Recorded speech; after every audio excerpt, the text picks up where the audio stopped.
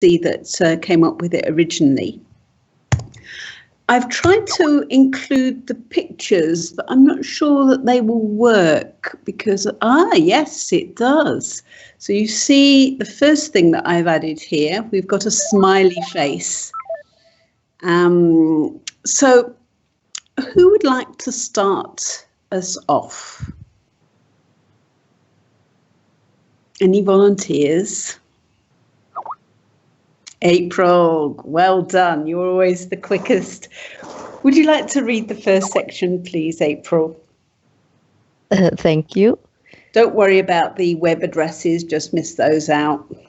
There are 19 types of smile, but our grins are not as simple as they seem. There are a myriad different ways to smile, and some of them can conceal some less than happy feelings. As they hovered over their victims, knives at ready, Colonel Landis issued his instructions. The beheading was ready to commence. It was 1924, and this particularly sadistic grad student had lured an assortment of fellow pupils, teachers, and psychology patients, including a 13-year-old boy, into a room at the University of Minnesota. To put his subjects at ease, he had redecorated, concealing laboratory equipment, draping cloths over the windows, and hanging paintings on the walls. Landis wanted to know if certain experiences, such as pain or shock, always elicited the same facial expressions, and he was prepared to inflict them in order to find out. He sat his subjects down in comfortable chairs, then painted lines on their faces so that he could better see their grimaces. It's quite awful, this story. Yeah.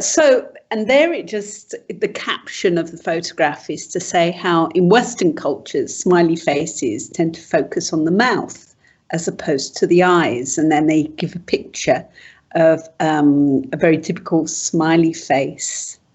Okay, vocabulary. This article is quite good. It's got some quite interesting vocabulary. So I'm not sure whether all of you will have got all of the words in that section. If we start off at the top, our grins are not as simple as they seem. There are a myriad different ways to smile. What does a myriad mean? A lot, very much. Yes, it's like a large number. What about sadistic? What does that mean to you, April? For me, sadistic is cruel. Yes, it's cruel. You can be cruel to yourself, and then you're a masochist. But it usually has a rather nasty turn to it, because not only do you want to torture others, but there's a little bit of sexual undertone to it. It's pretty nasty. Yeah, you can be So you're torturing others, but with a sort of sexual undertone. So, okay, I put gaining sexual pleasure from, inflicting pain. Okay, what about to lure? If you lure someone, what does that mean? Watching somebody without that person knowing that you are watching? No, not really. That's more like stalking. Yeah. If you're following somebody to watch them without them knowing. But here they were luring an assortment of fellow pupils, okay, into a room at the university. No? you might, when you're hunting, try to lure your prey into the trap. Yeah. So you might tempt them to come to a place. So maybe attract, and certainly something like putting something sweet out to lure the insects so that you can trap them.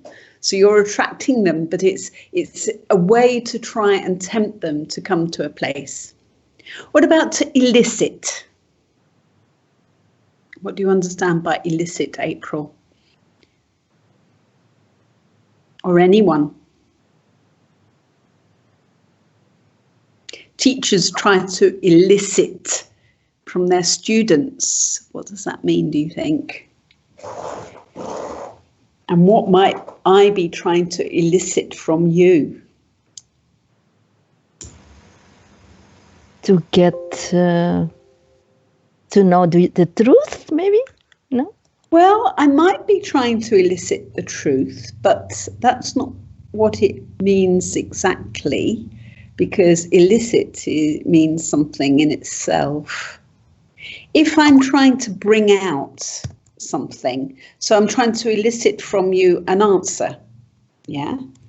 Or yes, I might be trying to elicit the truth. Yeah. So in the context of the paragraph, they said here, let's see. So he wanted to know if certain experiences like shock or pain always elicited the same facial expressions, so always brought out the same facial expressions. And he was prepared to inflict them. What does inflict mean? If you inflict something, I've used the word inflicting pain, so that might give a clue. That was from the previous. Yeah, like impose, yes. So he's inflicting pain on these poor people. And then I think I had one more. And what is a grimace, April? What is a grimace? A grimace is if you make a grin because of a little bit because of pain, actually. Yeah, I think actually, well, you've got it both. You sort of, Marco has said a facial expression, and it's the sort of facial expression that you probably would make if you have had pain inflicted on you. So a grimace is not usually a very nice expression. It's where you're pulling a face. It might be you might be pulling a face because you feel pain or disgust. So it's I put a bad face, which is a bit simplistic, but it's not nice like a smile, for example. Okay, so maybe Marco, would you like to read the next section, please?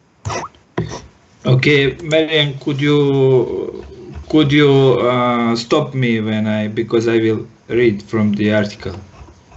Oh, okay, fine. Yeah, down to the video bit. What was going on? So if you read down to that part, yeah. So I think it's about 2 or 3 paragraphs. Okay. Over the course of 3 hours, they were repeatedly photographed while being subjected to a series of bizarre and unpleasant pranks, including placing fireworks under their seats and electro-cutting their hands while they felt around in a bucket of slimy frogs. The climax came when he fetched a live white rat on a tray and asked them to cut off its head with a butcher's knife. Landis' methods were certainly unethical, but perhaps the most uneasy revelation was what he discovered. Even during the most violent tasks, the most common reaction wasn't to cry or rage, it was to smile. He wrote, "So far as this experiment goes, I have found no expression other than a smile, which was present in enough photographs to be considered as typical of any situation." So, what was going on? Now, there's actually a little video, and I tried to get the link to the video to just paste that, but it was hidden, embedded somewhere, so I couldn't. But you can access the video from the actual article, and so that's the link to the article. So this might give you a little bit more insight into the secrets behind our smiles. So Marco, what do you understand by something that is bizarre? If something is bizarre. And not unrealistic, something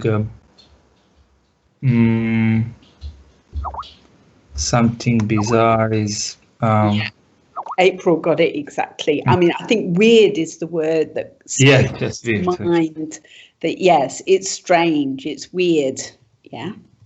What is a prank? What is a prank? Prank is similar to joke when someone want to yes, but it's more like act. It's more maybe serious. Maybe it could be harmful to someone. Maybe more like a practical joke. Yes. Yeah. Practical joke. I remember at school for April Fool, we used to be full of pranks for our teachers. One of my school friends even put a whoopee cushion. Yeah, do you understand what a whoopee cushion is? Cushion that makes a really rude, horrible noise when you sit on it. And she actually put it under the seat, the cushion of the headmistress, so that in assembly, she was hoping the headmistress would sit on it and make this horrible noise. Somehow the headmistress must have sensed there was something not quite right, and she didn't sit down on it so that it made a noise. But at the end of assembly, she obviously knew who had committed the prank and actually told my friend to stay behind, and she got into a lot of trouble. Yeah. So a prank is like a practical joke. What is slimy? If something is slimy, it's not thin, Ankit, no. You can have a fat, slimy object. Can anyone help, Marco? It's because of frog, I suppose. That is some sleepy, I don't know. It's I mean, it's slippery, but frogs quite often are not slimy. It's a bit of a misnomer, really, to say that frogs are slimy. And people think that snakes are slimy, and they're not. They're very dry. But yes, maybe there was some water with them, and they were slippery, and maybe with some sort of mucus, not just wet, but actually something a little bit, slippery, but yes, not very nice. Okay, what is a climax? Something like the top of something, yes. Like ecstasy, maybe. Yes. And if something is unethical? It's not maybe according to, it's more about unmoral, something, not. Yes, immoral. Okay, so it's the opposite to ethical. It's lacking morals, yeah? Yes. And if you have a revelation, so in this text, it was at the end, it must have been, where? Most uneasy revelation was what he discovered. Oh, yes, like maybe that was discovering, like a revelation, yes. But it was uneasy, it wasn't not so pleasant, but it was actually the truth after discovering, yes. Yes, I mean, discovery is right. So it's like what it actually showed. Yeah. So it comes from like reveal, the verb. When you reveal something, you show something, you make something seen. Yeah.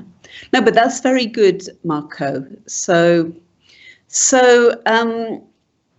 let's have another volunteer. And again, I'm hoping that the picture will come out. It should do. The first one did. So, Shiny, would you like to read the next paragraph, please?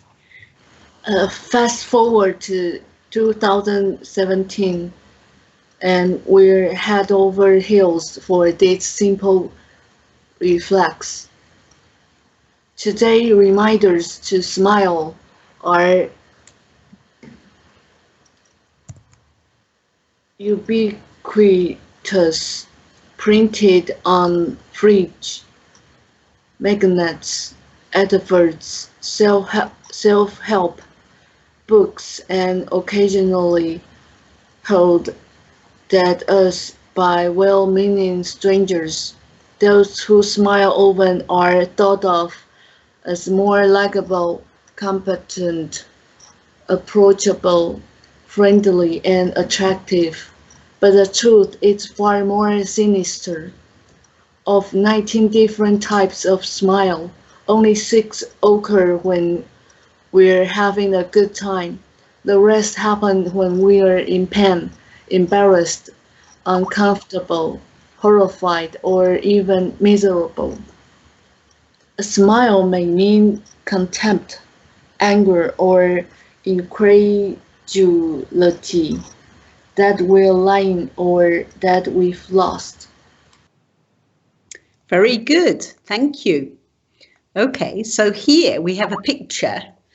And this is just, again, a picture that was in the article that shows the smiles not of pleasure here, because actually the poor man had had pain inflicted on him.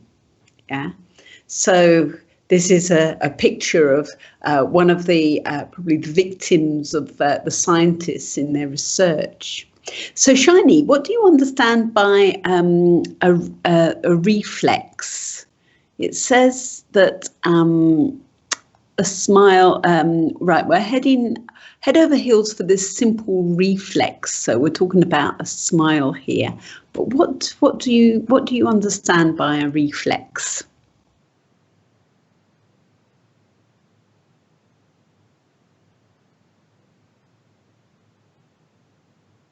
We talk about a reflex action.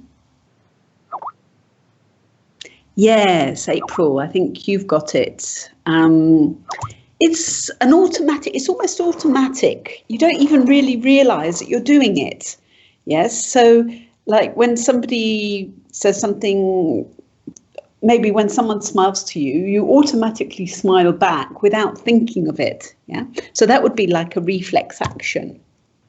Now you stumbled upon the word ubiquitous. Do you understand ubiquitous? Does anyone understand ubiquitous? Everywhere. Yes, good. It exists everywhere. And what happens if something is hurled at you? What does that mean?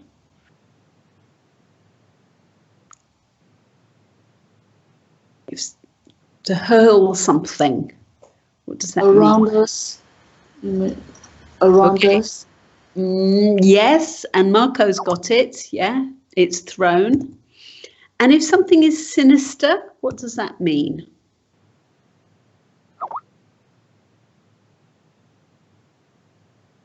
Something that is sinister. Something bad will be happen. Yes, and in fact, sinister, I think, if I remember rightly, comes from the Latin sinistra, which is left. And it was thought that things left were not so good. It's got, I mean, the word, that's something to do with the root of the word, yeah. Right was good and left not so good. Okay. trivial extra there. What about contempt? What does contempt mean? Insult. Sorry? Insult. Insult? Say something bad. Insult. Yeah, it's not really. Well, disrespect can come into it. It's more to do with how you see something. So contempt. Marco, April, any ideas? Ankit? Maybe despise someone. Yes, hatred, disgust, that sort of thing. And incredulity. What does that mean? If you're incredulous. Incredulity.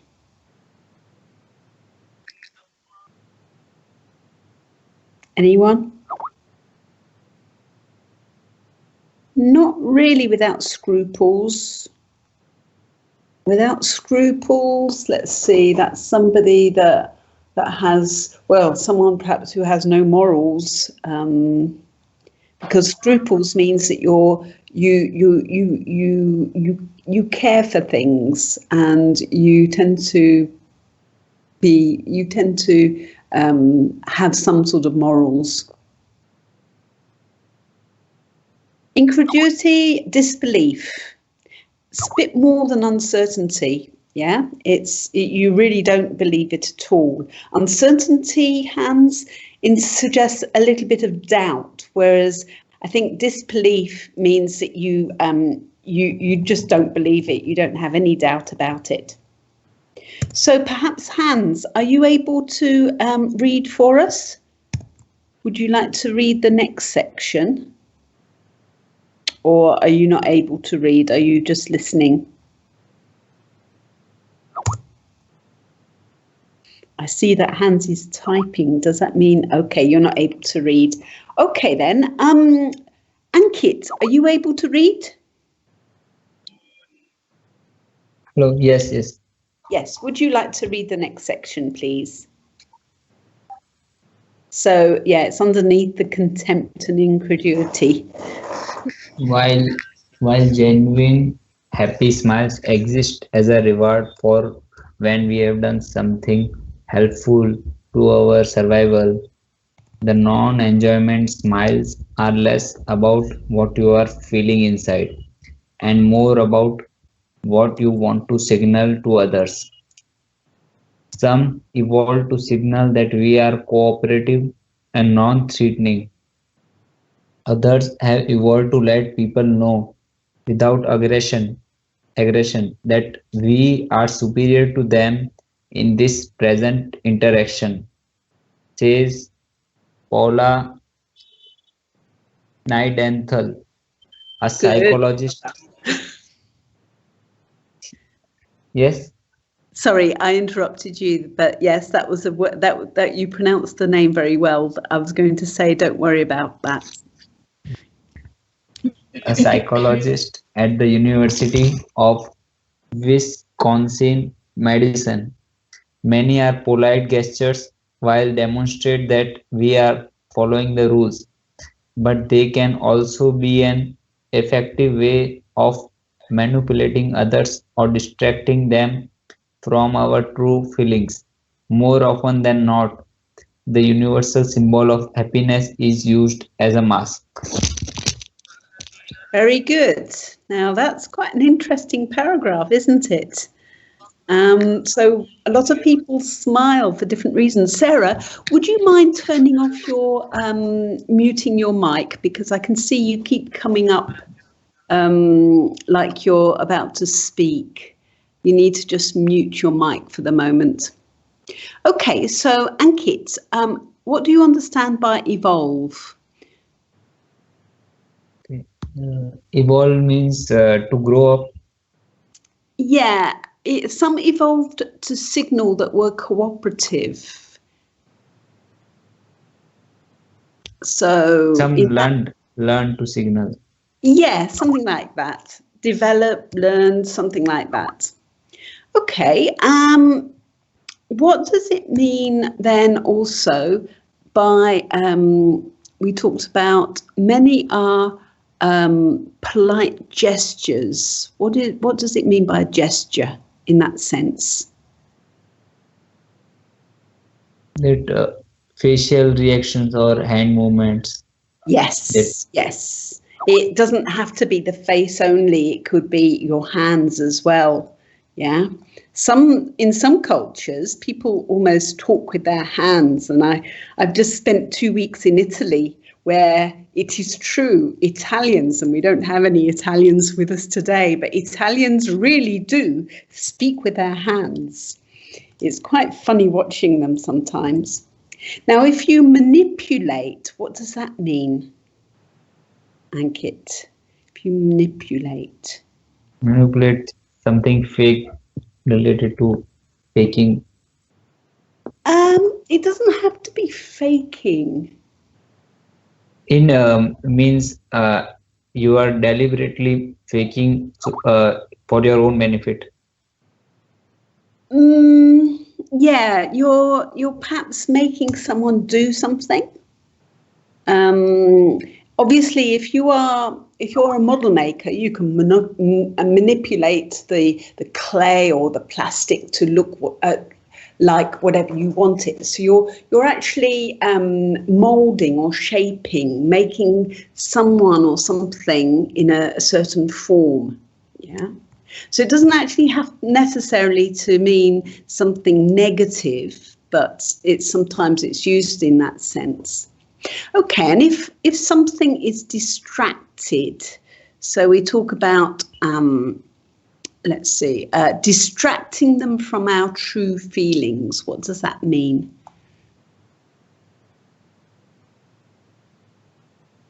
In the context of it is obstructing them.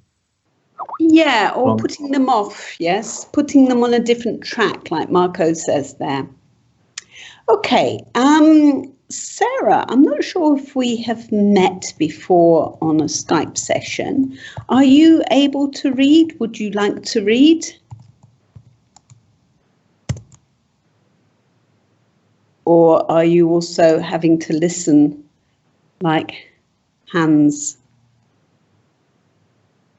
Or maybe Sarah's not there now after I told her to quieten her mic. Okay, Sarah is typing, which again makes me think maybe she can't read. So, April, would you like to read the next section? It's entitled The Duchenne Smile. Okay, thank you. Duchenne smile. The first steps to decoding this multi-purpose expression came from the 19th century neurologist Duchenne de Boulogne. He was the son of a French pirate and had a penchant for electrocuting his patients. Among other things, he was a founding father of electrotherapy. Duchenne was interested in the mechanics of facial expressions, including how the muscles of the face contract to produce a smile. The best way to study this, he decided, was to attach electrodes to a person's face and jolt their muscles into action. The procedure was so painful. Initially, Duchenne was only able to experiment on the freshly severed heads of revolutionaries. Then one day, quite by chance, he met a middle-aged man with facial insensitivity in a Paris hospital. He had found his human guinea pig. In all, Duchenne went on to discover 60 facial expressions, each involving its own dedicated group of facial muscles, which he depicted in a series of grisly photographs. In the most famous of these, the unlucky man has his face contorted into a broad, toothless grin. He looks idiotically happy, with his cheeks pushed up and crow's feet around his eyes. Okay, very good. Poor guy. It's quite awful, isn't it, when you think Yeah. what he was doing? So he was electrocuting or passing electric currents across dead people's faces because it was so painful he couldn't actually use humans until he found someone who actually had a problem with his perhaps with the nerves in his face. So he found his human guinea pig. What does that mean, a human guinea pig? A person where he can try any experiment. Yes, good. I think it comes from the fact that guinea pigs are often used for scientific experiments. So it's well understood if we say, oh, I'm a guinea pig for such and such, it means that you're being used to test something out. What do you understand, April, by penchant? He was a son of a French pirate, and he had a penchant for electrocuting his patients. Maybe how do you say it? He loves to do that. Yes, exactly that. It means liking. Yeah. And if something is severed, what other word would you use instead of severed? Which one?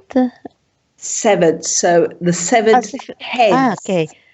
Severed. It's very how can I say it? Discipliner. Very disciplined. Marco's got it. Cut off. Another word for cutting. You sever. And in fact, when you if you cut yourself deeply, you can sever an artery. We might use it in that sense, where then you're bleeding. You might bleed to death if you sever an artery. It's another word for cut. Okay, we had guinea pig. What about grizzly? What do you understand by grizzly? Something that is grizzly. Nothing to do with grizzly bears. That's spelt with Z's.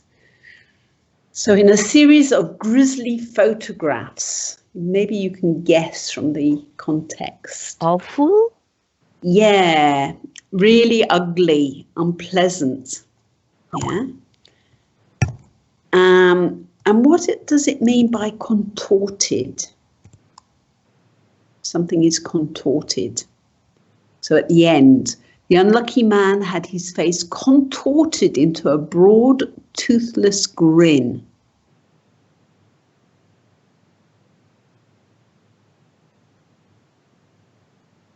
Anyone? Maybe moved into a different shape. I don't know. Twist, yes, maybe. But again, in a sort of, it's like pulled or twisted. So, and in fact, you can use the word for, it doesn't have to just relate to the face, anything that is pulled or twisted out of shape. So like after an earthquake, you might see bits of metal contorted out of shape, twisted out of shape after the impact of, say, the earthquake. Okay, so it doesn't, to contort something is the action. And then the last, crow's feet. April, what do you understand by crow's feet? That is the lines under your eyes? Yeah, I don't think just under, the eyes around your eyes. And, you know, often you see people who have lines that come out from the far corners of the eyes, yes? And often if they smile a lot, of course, that's where they're probably going to show even more lines. Yeah, it doesn't necessarily mean that the person is a happy person, but often I find that people with lots of crow's feet do more than their fair share, perhaps, of smiling. Okay. Was it Marco? Marco, perhaps you could read the next section. Okay, and it's probably contorted is in relation with contortionist. Yeah. Oh. Yeah, when somebody is a contortionist, they're twisting their body into the most incredible shape. We could say bizarre shapes. I watched it. British has a talent. I watched one lady. So his face is being twisted into a broad, toothless grin. Okay, so he looks idiotically happy. Now we've got a picture here of a chimpanzee, and you can see from the picture the chimpanzee looks like maybe he's smiling, but actually, when certain animals, they do this more as an expression of fear. Yeah, so we're going to go on to that a bit more in the next paragraph. So Marco, if you okay. Yes, it's since become known. Yeah. Okay. It's since become known as the felt or Duchenne smile, and it's associated with genuine feelings of pleasure and giddy happiness.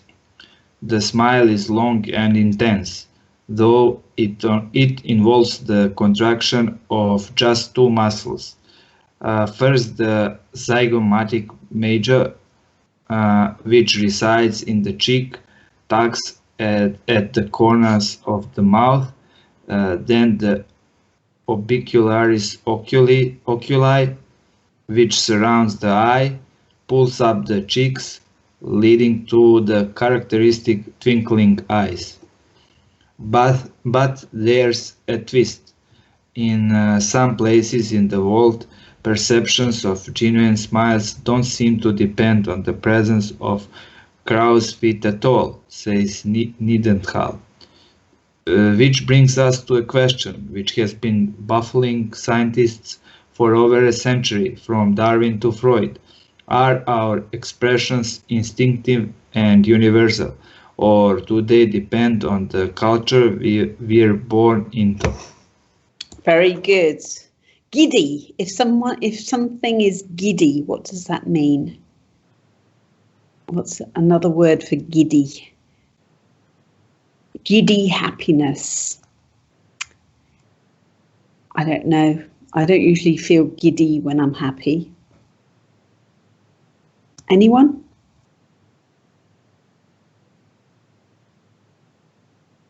No? Is it truly happiness? From the context, I don't know. No, not really. Giddy is like dizzy, or when you're lightheaded. Yeah, so it's not really, it's using it in a slightly different way. I mean, if you were really giddy, I don't think I've ever laughed that much that I felt dizzy. But it's to give an idea of lightheadedness, that you're so happy that nothing else seems to matter. What about a contraction? So we got a contraction of the contraction of just two muscles. That might give you a clue as to what that means. To narrow something, I don't know. To contract. Yeah, Sarah's got it. If you contract your muscles, they're not usually relaxed, they're tensed. Yeah. But contraction, pulling in. So when a mother is giving birth to her baby, she has contractions. Yeah. And these contractions are the muscles pulling in to push the baby out. Yeah. Now there was a phrase here where it said there's a twist. But there's a twist. There is a catch, like a catch. Yes, good. Yeah. And if something baffles you, what does that mean? Oh, that's like not surprised that I'm confused, maybe. Yes, yes, very good. And if something is instinctive, it's like it is in relation with instinct, like as we said, like automatic reaction, not thinking previous. Mm-hmm.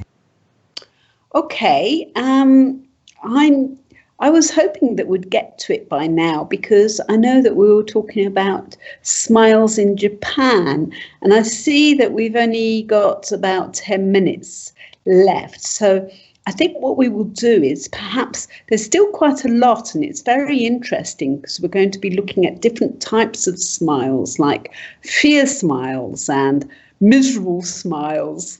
Miserable smiles. So we'll do that on Friday's session, but I just thought we could spend perhaps the last 10 minutes to talk a little bit about that last point. How far do you think smiles have anything to do with the culture we're born into? Now, I don't want to pick on you, Shiny, but I think you are from, actually Shiny and Ankit are two very good examples of parts of the world where I think you actually smile in a fairly different context to the way that perhaps people in Europe or America might smile. So Shiny, can you give us some of your thoughts on times when Japanese people smile, and whether you think that they smile in the same at the same things that we might do? What do you think?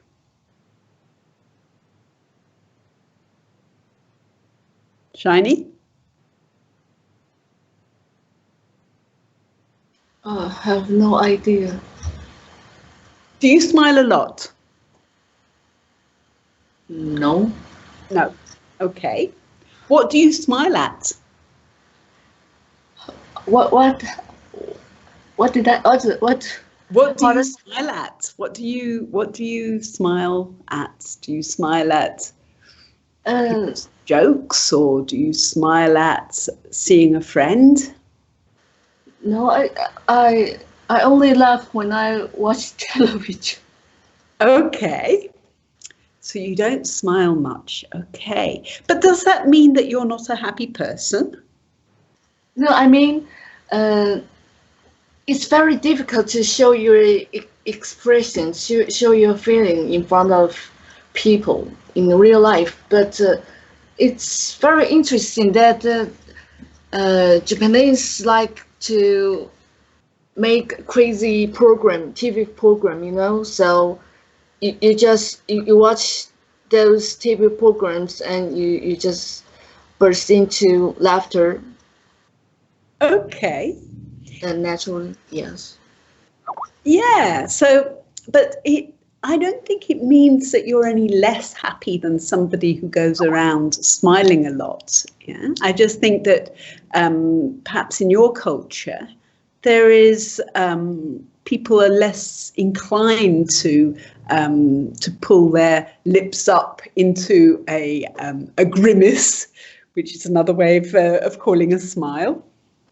Okay, Ankit, what about you? I'm not quite sure where in the world you're from. Are you from India? Yes, I'm from India. Okay. So in India, now I know a little bit more about the culture behind smiles in India and Nepal. So could you perhaps say a few words about what you think about when people smile? I think the people who smile are stress-free. They don't take tension. These people have a good, people might be good friends, those who smile, I think. And these are the,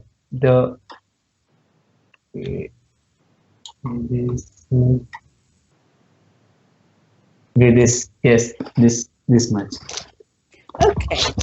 Okay, well, I'm going to throw in a suggestion which you may or may not agree with, but when I was studying perhaps is a too strong word to put on it, but when I was considering people's smiling habits in Nepal, certainly, there's a certain aspect that I found very interesting. I was reading somewhere where it was suggested that very poor people often will smile at you when you smile at them, but less from any genuine happiness or smiling because they're pleased to see you, but more as a thing of respect, because they feel they have to smile to someone they feel who is in a higher social status. Now, earlier on, we talked a little bit about social status nearer to the beginning, where it said that we might have people of a higher status smiling, but looking down almost on the people they're smiling at. But also you have it the other way around. You have some evolved to signal that we're cooperative and non-threatening. Okay, so in this context, I think often poor people will smile for that reason. Then you will have people of a higher social status who are more likely to use smiles in a way that we are superior in this particular interaction. Yeah. Now, obviously, in a society where social status or status like this is less important, you're not going to find it there so much.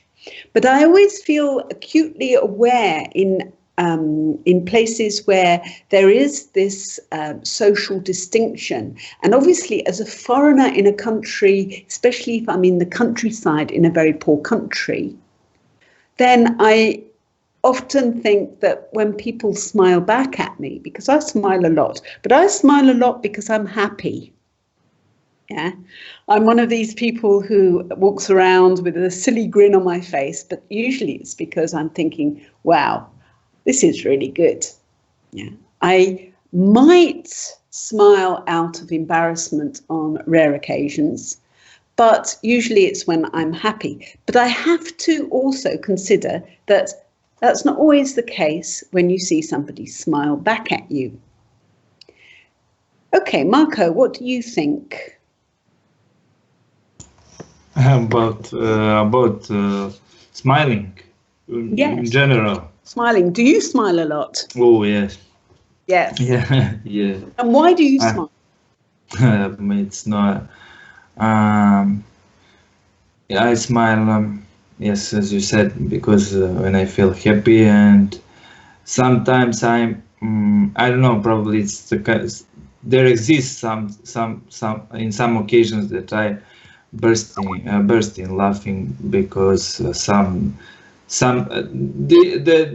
is not that I want to intentionally to not to hurt someone, but it's so funny and I can't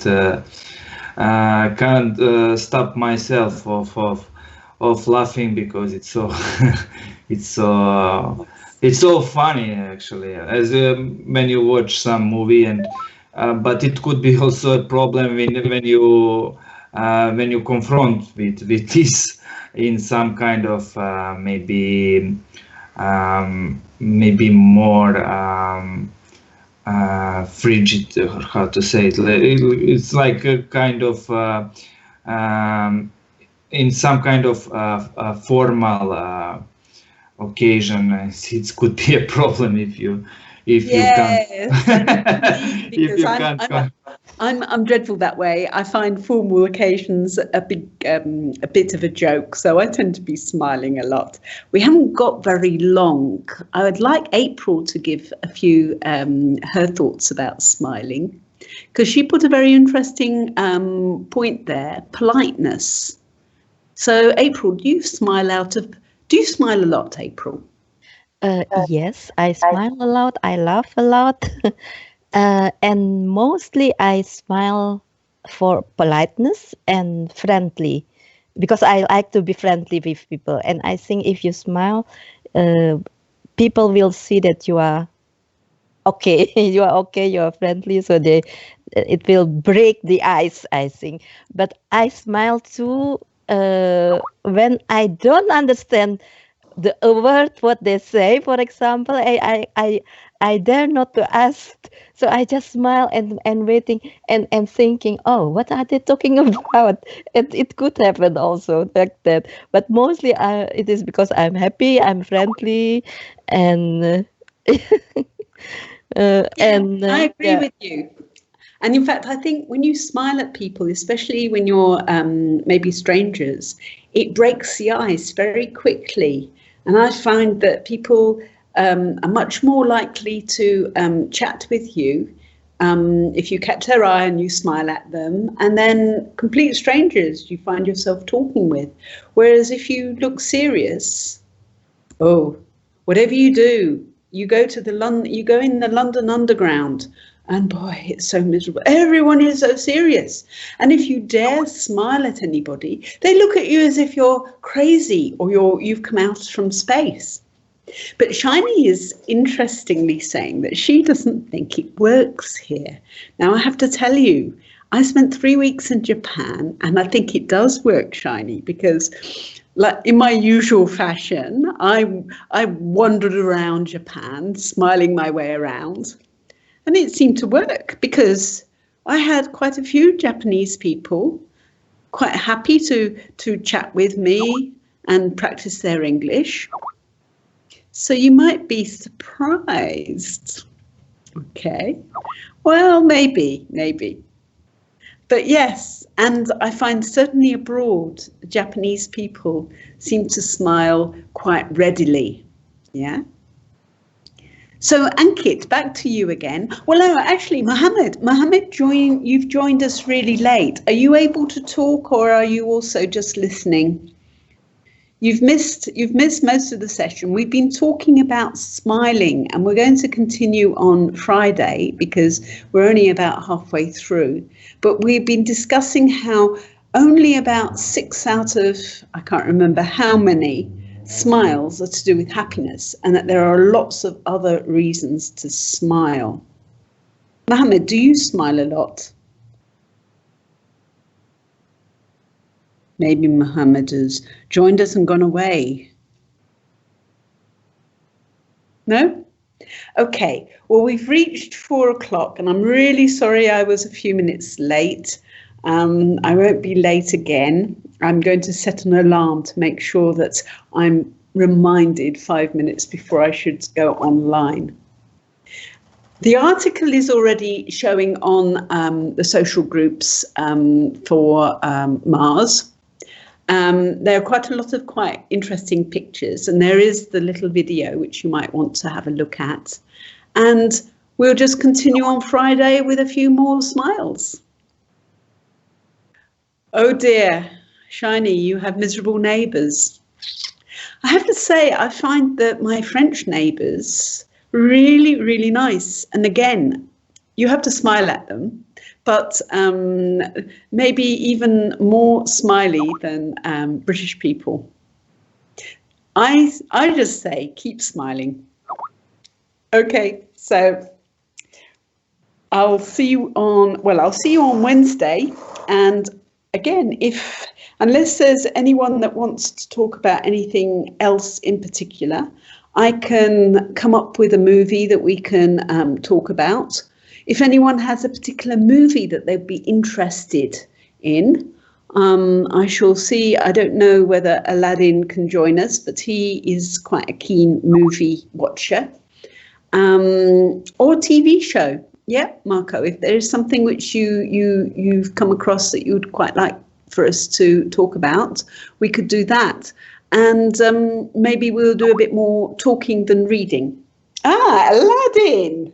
Where did you pop up from? Okay. So, yeah, any suggestions will be really welcome. So I have to say ciao for now, and see you soon.